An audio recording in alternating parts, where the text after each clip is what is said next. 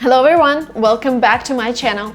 Now that you've made a list of your universities, if you haven't made them yet, go back to the previous videos, don't skip them because we're going step by step to finding the right university where you're going to study. So now you have the list of universities and now your task is to figure out, do they have financial aid? And today I'm going to teach you 3 types of financial aid that you should look for when you're looking for a university to get into in the United States. If you're interested, continue watching.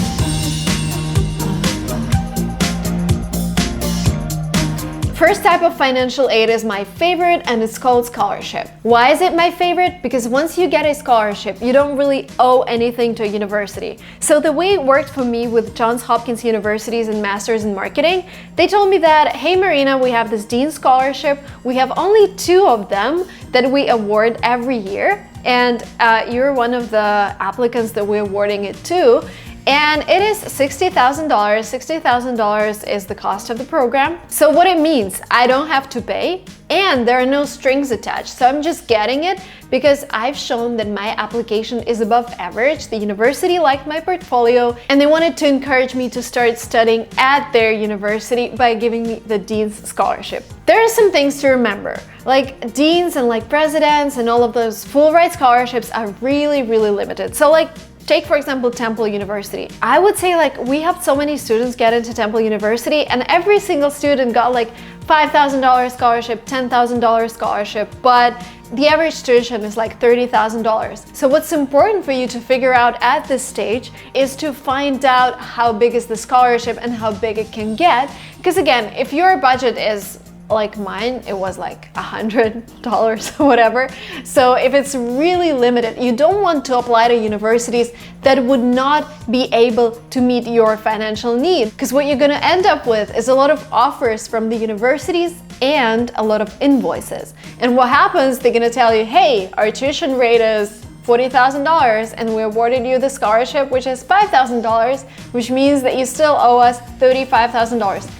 You don't want to end up there if you have a limited budget. So make sure you take the table that we've created together in the last video, go to the university and check out what kinds of financial aid you have. The next type of financial aid is called assistantship. And there are 2 types of assistantships. Number 1 is a teaching assistantship, which means that if you're getting it, you're going to teach other students and help the professor. There is also administrative assistantship, which means that you're going to work on campus. Now, really important, pay a lot of attention, guys. Yes, there is work opportunities on campus. Like you can work in a cafeteria, you can work in a library, and they will give you like $15 an hour, and that's it. This has nothing to do with an assistantship, because again, assistantship is a kind of financial aid. And if you get it, yes, you work, but what you get is actually free tuition and a stipend, for example, which is a lot more than what you're getting if you just do general like work on campus thing. So assistantships are really good and they are more common than scholarships, because with this kind of financial aid, you're actually giving something back to your university. Again, teaching assistantship, they would be looking at higher TOEFL score, because if you're an international student, they would need to make sure that your English is good enough so you can teach American students. How that works? So for example, you got a teaching assistantship. You get assigned to a professor, like say maths professor, and your professor tells you, okay, could you please help me prepare the deck for this lecture? Now tomorrow, I want you to lead a seminar on the topic that we just discussed. And the day after tomorrow, I want you to sit down and check homeworks from my other students. This is roughly what people do when they get a teaching assistantship.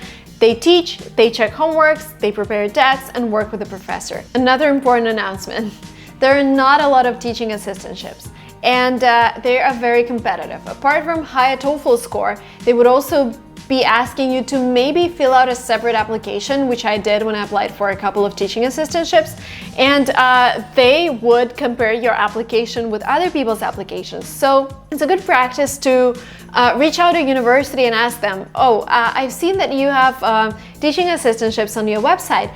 Could you please tell me who gets them? How many of them do you provide?